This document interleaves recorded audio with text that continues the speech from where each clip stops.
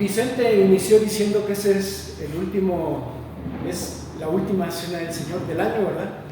También hace tiempo Dani dijo que era la última velada de oración, y cada vez se acercan más los últimos, ¿no? Hay mucha gente que empieza a decir, no, pues ya es el último lunes del año, ¿no? El último, y así decimos, ¿no? Y es bueno, yo creo que es bueno recordar eso porque se cierran ciclos, ¿no? Cerramos un año, hacemos cuentas, evaluamos, pero también yo quisiera comentarte que también debes de hablar de nuevas oportunidades, ¿no? También Vicente dice, es el primer domingo del mes, ¿no? Y son siempre nuevas oportunidades, se inicia algo, ¿no? También, se cierra algo, pero inicia algo. Ahorita yo me acordé de que nació una semana María Fernanda, ¿no? Inicia algo, ¿no? Y también no sé por qué, pero Dios me hace poner atención cuando alguien fallece, y como que también me acuerdo de alguien nace, porque sí se cierran cosas, pero inician cosas. Y pues también estamos en el último mes del año, pero yo quiero que lo veas como una nueva oportunidad. Son oportunidades para que tú hagas ajustes, para que tú revises, para que tú engranes, pongas aceite, y esto en la vida espiritual de cada uno de nosotros. Muy bien, hermanos, vamos a orar. Señor y Padre Santo, te damos gracias por estar en tus atrios, Señor, porque nos gozamos, Señor. Varios ya de mis hermanos mencionaron que es mejor estar en tus atrios que 1000 fuera de ellos, Señor. Gracias porque tú nos has traído con lazos de amor, porque tú nos has permitido, Señor, a pesar de las circunstancias, Señor, tú nos traes aquí a tus atrios, Señor. Gracias porque, Señor, tú has colocado una iglesia en este lugar, Señor, para que tu palabra se predique, Señor.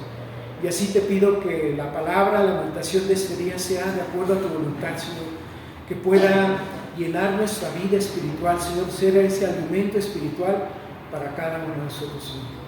Te pido pues que tu Espíritu trabaje en nuestras vidas, hable, escudriñe, discierna, Señor, y que pueda ser Él quien use la palabra para que nuestro corazón se vea delante de ti, Señor. En Cristo Jesús te pido y te agradezco todo esto. Amén. Muy bien.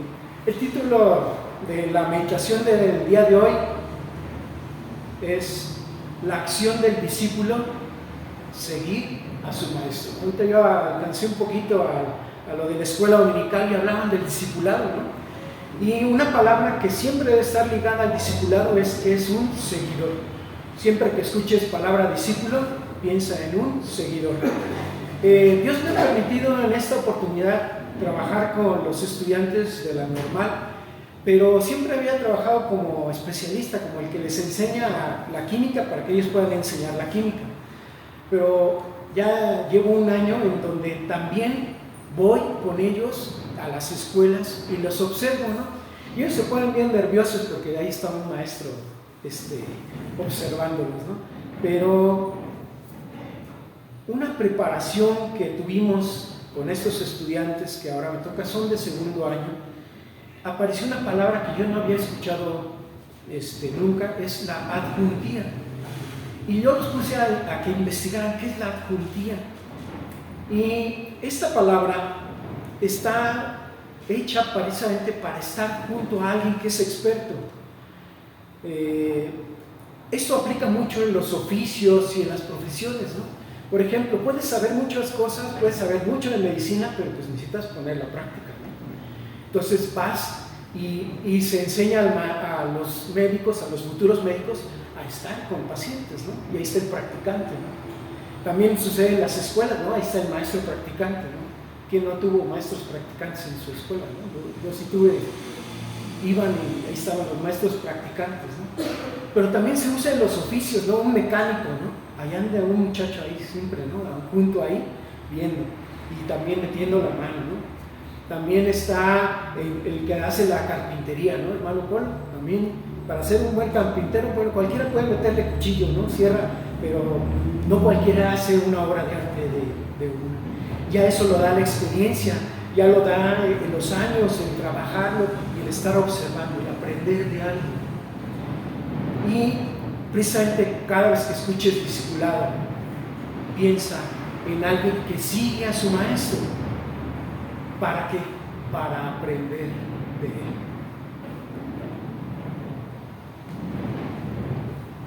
Es lo mismo para el discípulo, es un aprendizaje.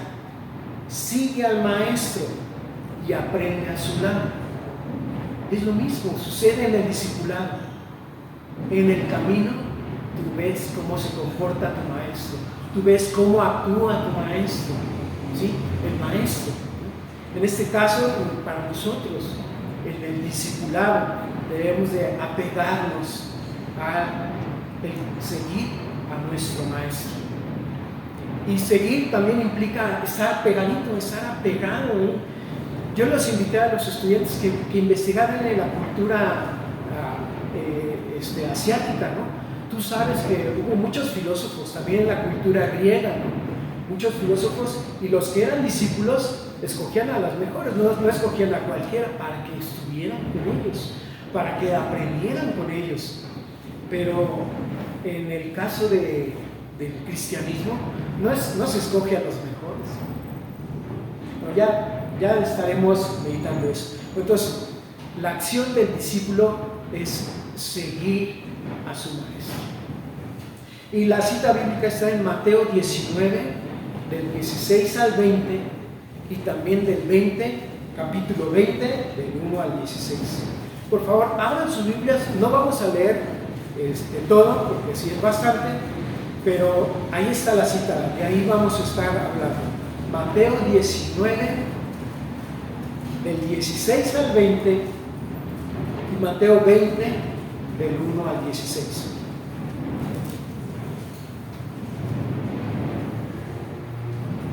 Mi hermana Norma, ¿qué dice el título de Mateo 19, 16? ¿Cuál es el título que aparece ahí en la Biblia? El joven rico. ¿Alguien se acuerda detalles de esta historia que nos pueda mencionar? Hermano Pedro, no está. Hermano Elmer, ¿algún detalle de esta historia que se acuerda del joven rico?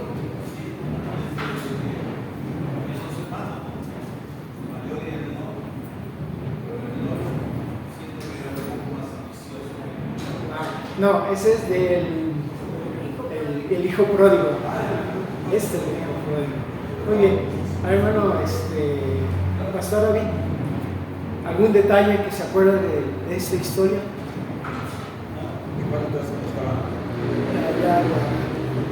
Muy bien. El título dice El joven rico, ¿no? ¿Algún detalle que se acuerde? Bueno, un detalle es que él quería seguir a Jesús, pero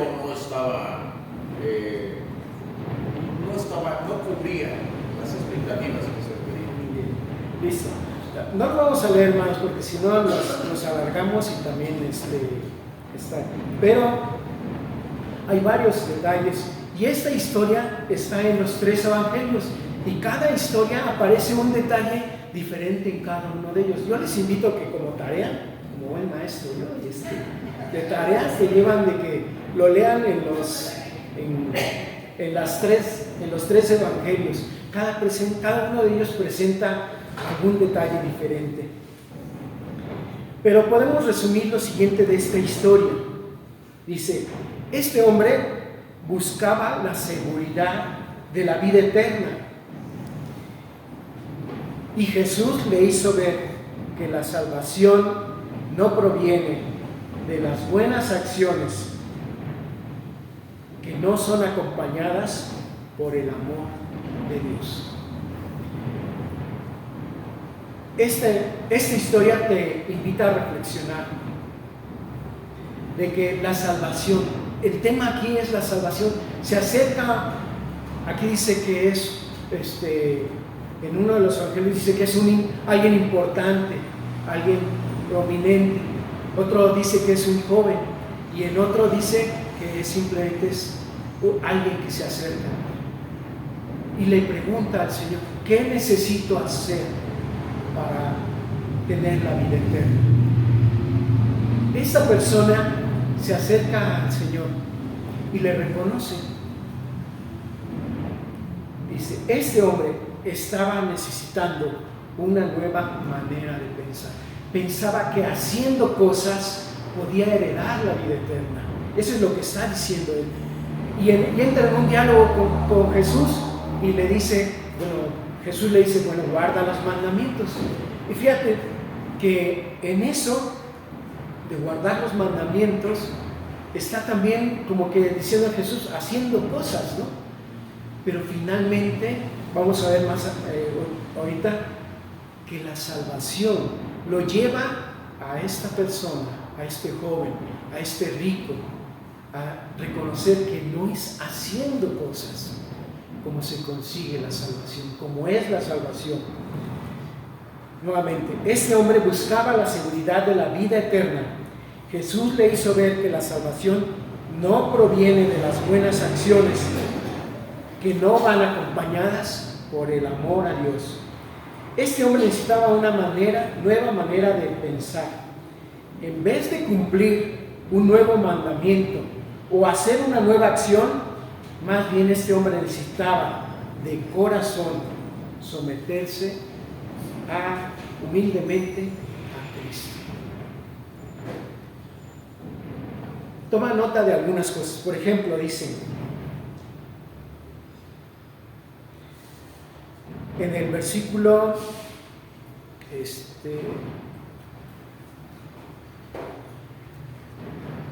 en el versículo 18 y 19, fíjate, todos esos mandamientos, Mateo 19, 18 y 19, cuenta cuántos mandamientos son.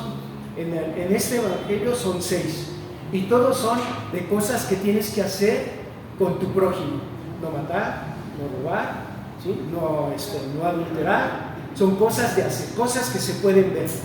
Lo mismo aparece en otros, pero en este en especial aparece cómo Jesús resume los 10 mandamientos, la ley y los profetas. Dice, Jesús resumía la ley y los profetas con 2 reglas. ¿Cuáles eran? Amarás a tu prójimo como a ti mismo. Dice, amarás a Dios. Aquí aparece que amarás a tu prójimo. Jesús omite la primera parte, no lo dice, dice amarás a tu prójimo, aquí en este. Empieza como diciéndole las cosas que hay que hacer, ¿no? Toma nota eso. Nota 2. Pero deja al descubierto el pecado que realmente aquejaba a este joven rico. ¿Cuál es? Dice, si quieres ser perfecto. Dice, ¿qué es lo que le dice el joven? Primero le dice el joven, todo eso lo he guardado desde mi juventud. Dice, ¿qué más me falta? Está diciendo, algo tengo que hacer más. Quiero asegurarme, yo me imagino como a esos alumnos que quieren el 10. Maestro, ¿qué tengo que hacer para tener 10? ¿Algo me falta? ¿Qué me falta? ¿No? ¿Qué falta por hacer? Y sigue insistiendo en hacer. Pero al estar con Jesús, Jesús le revela cuál es realmente su necesidad. Dice, si quieres, en el 21, si quieres ser perfecto, anda, vende lo que tienes y dalo a los pobres y tendrás tesoro en el cielo, y ven y sígueme. El joven llegó con Jesús inclinando la rodilla, dice uno de los pasajes que está. También llegó apresurado porque ya parece que Jesús se iba a dirigir a otra. Entonces buscó urgentemente a Jesús para consultar esto. Entonces el joven, y era rico y le reconocía. Y dice, maestro bueno, también le reconocía muchas cosas. Pero no es suficiente, no era suficiente. ¿Por qué? Porque su pecado estaba en que había puesto algo más importante que Dios, que es el primer mandamiento. Dice, ¿cómo resume Jesús los 10 mandamientos, la ley y los profetas? Dice, amarás al Señor tu Dios sobre todas las cosas. Es eso. Resumes todo con eso. Y le está diciendo, eso es lo que te falta. Tienes que vender eso, tu ídolo. El hermano Polo nos hablaba de los ídolos. Tu ídolo, el ídolo de ese joven era el dinero, el amor al dinero. No es el dinero. El dinero no es malo ni bueno, hermanos, ¿sí? El rico es rico, el pobre, pobre. Pero el dinero no es eso. No hay, la atribución no está en eso. Está en la persona, en cómo lo usas, en para qué lo usas el dinero, ¿sí? Este joven tenía su esperanza en el dinero. Y algo que honestamente, hermanos, yo no había entendido, pero ahora que estuve meditando en esto, la nota 3, fíjate lo que sucedió en los discípulos. Dice que el joven se fue triste, ¿verdad? Porque tenía muchas posesiones. Pero después los discípulos sus discípulos, de cierto os digo, que difícilmente entrará un rico en el reino de los cielos. Otra vez os digo, que es más fácil pasar un camello por el ojo de una aguja que entrar un rico en el reino de los cielos. Imagínate que antes las puertas eran angostas y eran altas, pero un camello no podía pasar. En las ciudades eran puertas así. Entonces esas eran las agujas, esas son las agujas que nos está hablando aquí. Son puertas muy estrechas. Y llegaban los camellos y muchas veces venían cargados de un montón. Son unos animales muy grandes, enormes. Y pasamos por ahí. Si has visto que hasta tenían que pasar hasta de rodillas y todo un show bien grande, ¿no? Yo no había entendido esto hasta que me puse a leer los comentaristas. Me decía, ¿por qué habla de los ricos? Y provoca en los discípulos una pregunta. Velo en el versículo 25. Sus discípulos, oyendo esto, se asombraron en gran manera, diciendo, ¿quién pues podrá ser salvo? Yo me quedé, no entiendo la pregunta. Pero es que en el contexto de los judíos, ellos tenían de que a quien le iba bien es porque estaba bien con Dios. Entonces, un rico, alguien que era rico, era porque estaba bien con Dios. Si tenía salud, estaba bien con Dios. Si tenía posesiones, estaba bien con Dios. Si lo que él hacía, Dios lo prosperaba, es porque Dios lo estaba prosperando. Si le iba bien, cuando emprendía, le iba bien, pues porque estaba bien con Dios. Esa era la cultura y el contexto del judío. Y al que le iba mal, el que estaba enfermo, algo hiciste, pecaste. Al que le iba mal y perdía algo, Dios te está castigando. Y no es cierto, hermanos. Pero por eso es que los discípulos se quedaron. Pero si se supone que a quien Dios le ha bendecido, a quien Dios le ha procurado y ha hecho todo, y que ha cumplido al pie de la letra los 6 mandamientos hacia el prójimo, y aún así le es muy difícil entrar. Por eso viene la pregunta del discípulo, de los discípulos, entonces, ¿quién va a entrar? ¿Quién va a ser salvo? ¿Quién va a cumplir los requisitos que Dios pide? Si aún el rico, que teniendo toda la prosperidad y la bendición de Dios, le es difícil, entonces, ¿quién va a entrar? Si Dios, que le ha bendecido, aún así le va a ser difícil, entonces ¿cómo me va a ir?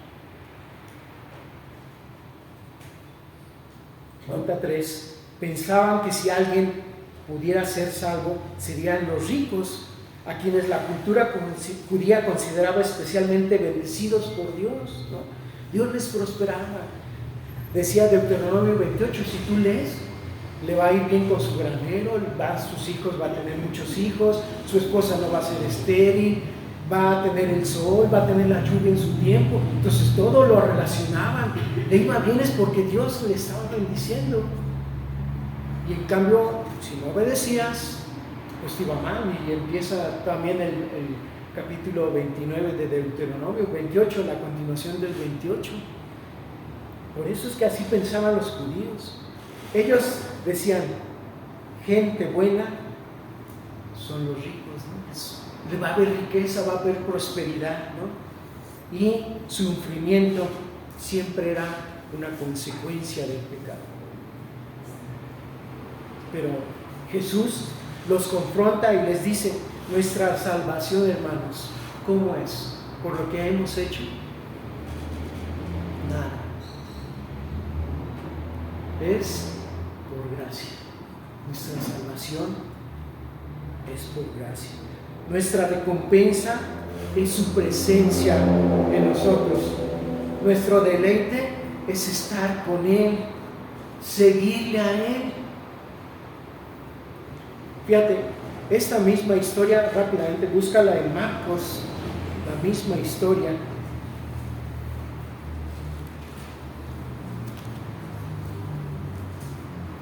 Marcos capítulo 10.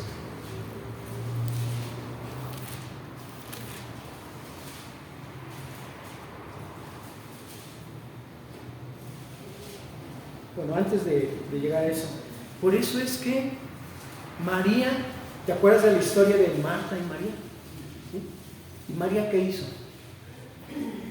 Dejó a la hermana Marta que se pusiera ahí a lavar trastes y a arreglar todo, a poner la casa muy bonito, pero dice María estaba a los pies de Jesús escuchándole.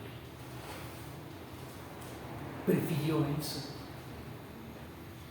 Y también por eso la parábola de la perla del gran precio. Cuando tú encuentras algo que es valioso, ¿qué es lo que harías? Pues vendes todo lo que tienes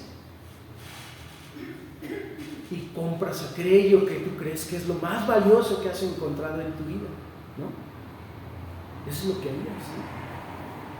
Darías todo con tal de tener lo que es realmente valioso.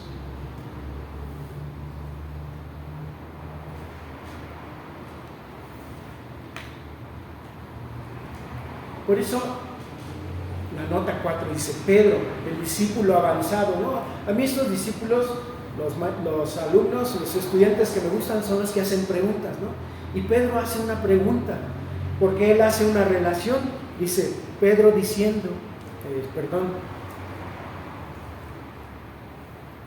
me regreso tantito a Mateo 19, discúlpenme. Sus discípulos le dijeron, ¿quién pues será salvo? Y después Pedro también hace otra pregunta. Pedro le dijo, he aquí, nosotros lo hemos dejado todo. O sea, él pone la situación, el rico no pudo dejar todo, pero yo sí. Y no nada más yo, dice Pedro, todos los que estamos aquí, todos tus discípulos, sí hemos dejado todo. Pero fíjate la pregunta que hace. ¿Qué pues tendremos nosotros? ¿Qué nos vas a dar? ¿O qué recompensa vamos a tener? ¿No? Ese es el discípulo avanzado, el que dice, oye, él se fue porque tiene muchas posesiones, no pudo renunciar a eso. Nosotros sí hemos renunciado a todo eso. ¿Qué vamos a tener como recompensa? ¿Qué son las cosas valiosas? ¿Qué vamos a tener como recompensa? Y ahora sí, vámonos a Marcos, capítulo 10. ¿Qué son esas recompensas a las que habla aquí? Marcos, capítulo 10. Pedro le estaba diciendo, ¿qué vas a recibir? ¿Qué vamos a recibir? Y por así decirlo también nosotros podemos decir, ¿qué voy a recibir yo? ¿Qué cosas puedo esperar ahora que he recibido a Cristo en mi corazón? Prosperidad, salud. Dice Marcos, capítulo 10, en el versículo, es que no lo...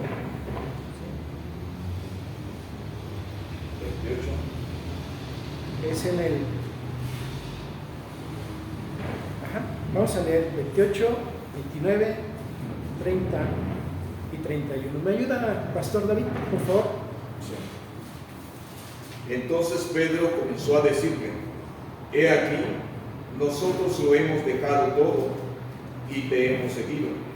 Respondió Jesús y dijo, de cierto os digo, que no hay ninguno que haya dejado casa, o hermanos, o hermanas, o padre, o madre, o mujer, o hijos, o tierras por causa de mí y del Evangelio, que no reciba 100 veces más ahora en este tiempo casas, hermanos, hermanas, madres, hijos y tierras con persecuciones, y en el siglo venidero la vida eterna.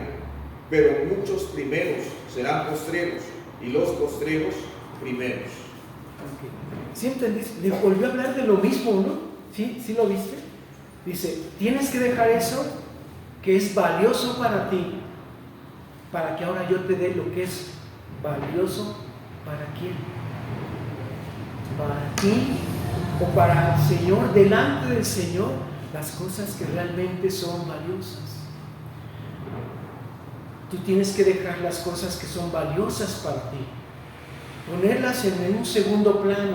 Vuelvo a insistir, las cosas no tienen mal o bien, las cosas no tienen ese sentido, es cómo la usamos o cómo nos estorba para llegar al Señor. Mi hermano Elmer en su testimonio dice, pues bien pudo haber dicho, pues ando mal de la pancita, no vengo. Pero él pone en su segundo lugar, bueno, hay que ser prudentes tampoco, que venga aquí vomitando y nos espantaría, ¿no? Pero si él siente eso, si Dios pone en su corazón en hacerlo, qué bueno, hermanos, porque está poniendo en primer lugar lo que es valioso.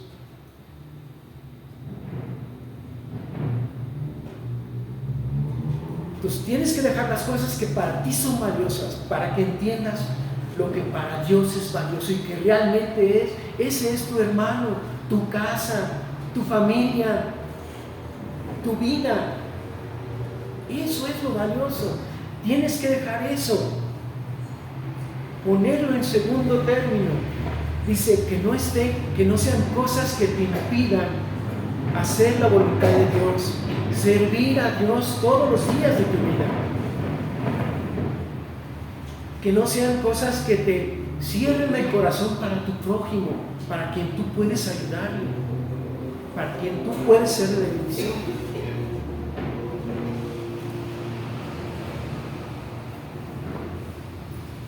Dice, recibirá 100 veces más ahora en este tiempo, casas, hermanos, hermanas, padres, hijos, tierra. Vas a ser latifundista, ¿verdad? ¿Verdad que esto no se interpreta literalmente, hermanos? ¿Cómo se interpreta? Lo realmente valioso. Nota 5. Uno de mis más grandes miedos cuando joven era llegar al fin de mi vida y decir, he vivido en vano. De veras, hermanos. Yo veía a mi papá que llegaba noche y ya cansado y poco interactuábamos.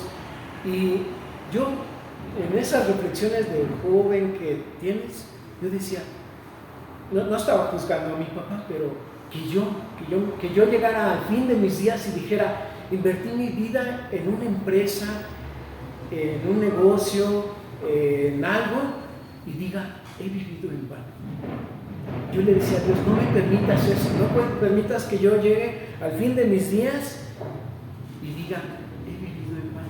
Invertí mi vida en algo que no es vida, o invertí mi tiempo en algo que no valía la pena, o invertí mis talentos, mi palabra, mis ojos, mi vista, todo.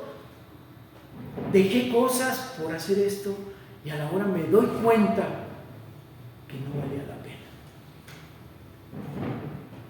Que yo al final de mis días dijera, híjole, no valía la pena. Yo le dije al Señor eso. Ahora sí, regresémonos al Mateo 19, ya estamos por casi terminar. Mateo 19.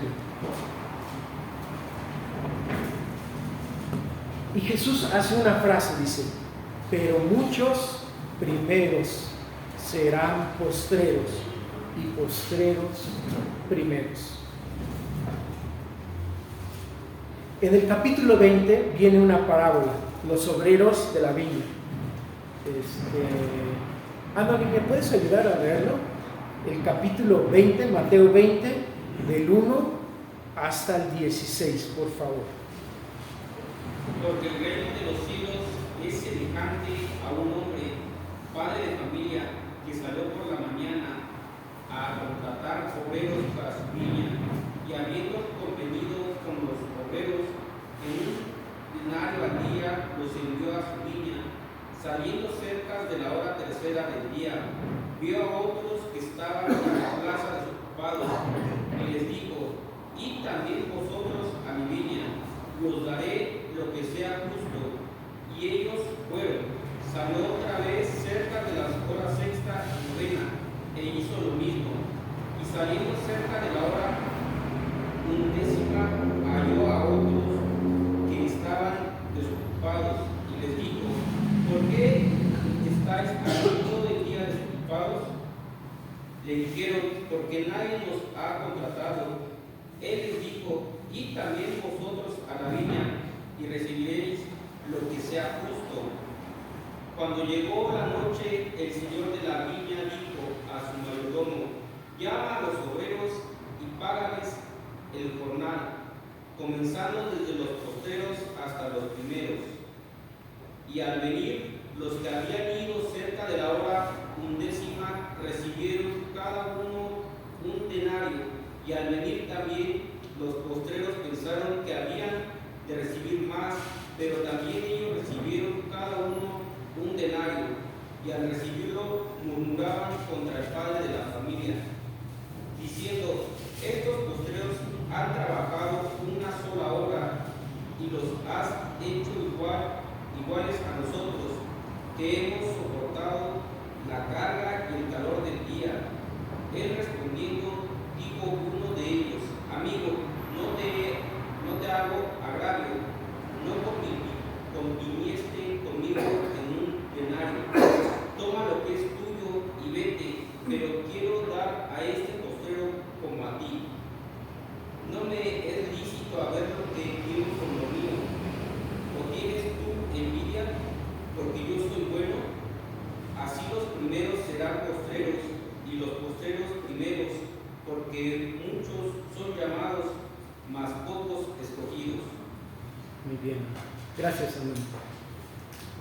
Jesús, con esta parábola, dice, está aclarando la doctrina de la salvación. El joven rico vino y dice: es hacer cosas.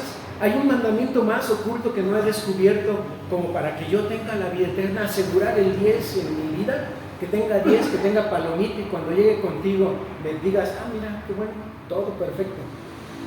Algo faltaba. No es hacer. Jesús le hace ver que su ídolo era el amor a las riquezas. Y hermano Polo decía: el amor a otras cosas, a la fama, ¿no? El amor al prestigio, el amor a que te estén adulando, el amor a que todo te salga bien, ¿no? El amor a que eres el más famoso, el más jovial, el tiktokero más visitado, ¿no? Eso es el amor a esas cosas, y que está en lugar del amor a Dios. Y la salvación viene por amor a Dios. Respondemos al amor que Dios tuvo. Entonces Jesús continúa acerca de la salvación, no está en hacer, y aclara: ¿quién es el que sale a buscar, hermanos, en esta parábola? ¿Quién sale? El dueño de la viña, ¿no? Dios. ¿De quién viene la salvación? De Dios. ¿Tú y yo la buscamos? No, hermanos. A raíz de esta parábola dice que él salía y buscaba. Él salía y buscaba. Salió y no más buscó una vez. Fue insistente, fue persistente, fue diligente. De Dios es quien da la salvación.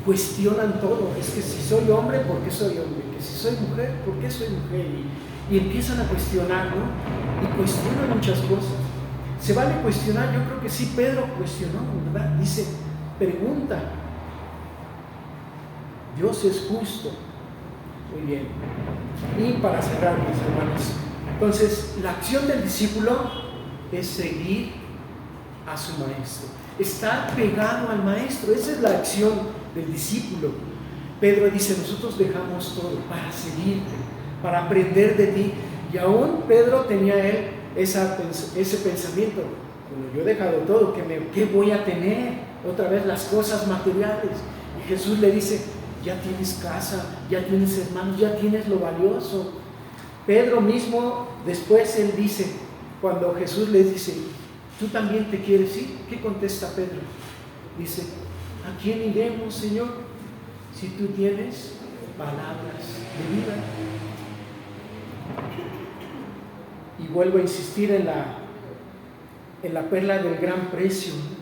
O también con los dos discípulos, cuando ellos ya se habían ido y Jesús se les aparece en el camino de Emaús, y los discípulos decían, ¿no ardía nuestro corazón cuando nos abrían las Escrituras?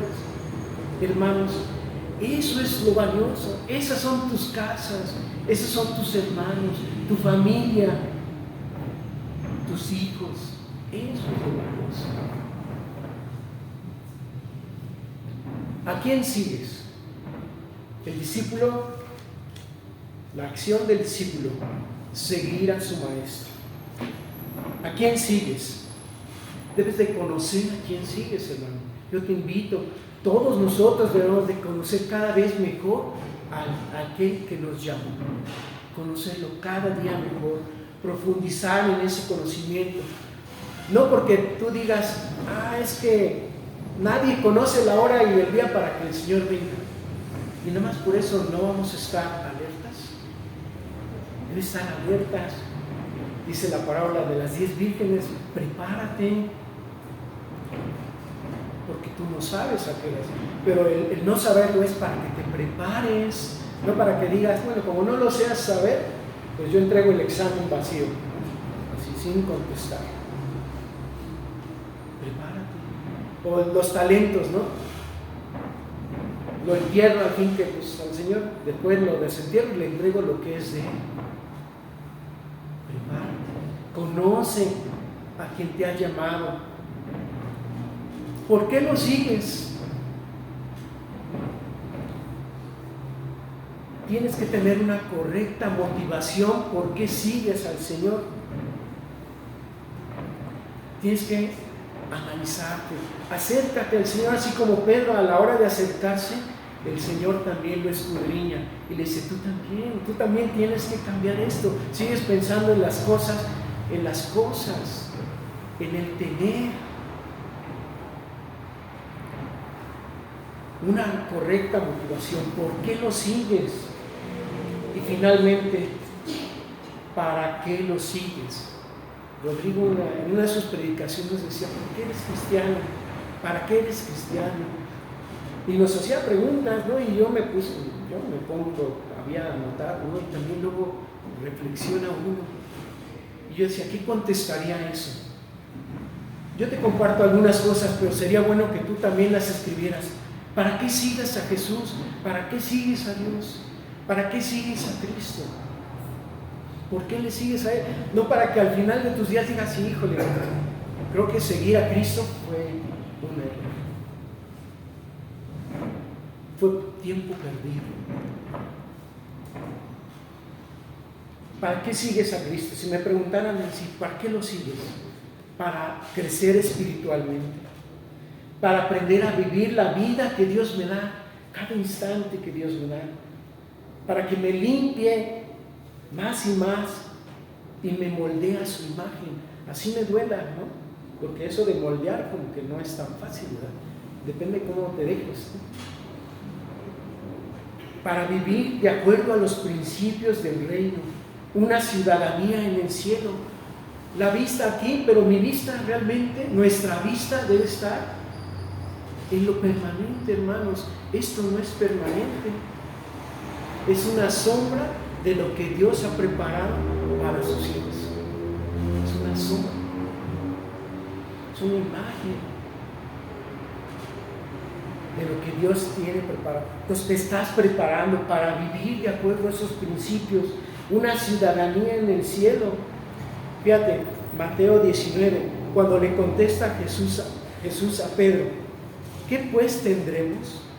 Jesús les dijo, de cierto os digo, que la regeneración, cuando el Hijo del Hombre se siente en el trono de su gloria, le está haciendo referencia hacia su futuro aquí. Nuestra vista, hermanos, nuestro corazón, nuestros talentos están hacia el futuro, hermanos. Nuestro corazón no está en las cosas aquí que son perecederas. Dice la Biblia, donde el ladrón mina y hurta, se pierde. ¿Por qué lo sigues? Para poner la vista en las cosas que son eternas. Para que el Señor me enseñe a poner la vista en las cosas que son importantes, valiosas, que vale la pena invertir mi tiempo, mis talentos, lo poquito o mucho que me reste de vida. Ahí pon tu vista, ahí pon tu empeño, ahí pon tus talentos.